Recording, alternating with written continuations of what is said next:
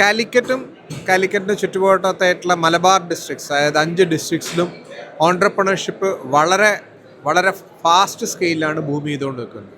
അതിൻ്റെ ഒരു പ്രധാനപ്പെട്ട ഒരു ഘടകം IIM-ൻ്റെ ലൈവ് എന്ന് പറഞ്ഞ ഇൻക്യുബേഷനും NIT-യുടെ ഇൻക്യുബേഷനും സെൻറ്ററും ഇതിൽ ഈ 2 ഓൺട്രപ്രണർഷിപ്പ് ഫോസ്റ്റർ ചെയ്യുന്നതിൽ വളരെ പ്രധാനപ്പെട്ട ഒരു റോള് നിർവഹിക്കുന്നുണ്ട്. അതുകൂടാതെ തന്നെ ഒരുപാട് ഇൻക്യുബേഷൻ സെൻറ്റേഴ്സും ഓൺട്രപ്രണർഷിപ്പും ഫോസ്റ്റർ ചെയ്യുന്ന ഒരുപാട് ഇൻസ്റ്റിറ്റ്യൂഷൻസും മലബാറിൽ വന്നുകൊണ്ടിരിക്കുകയാണ്.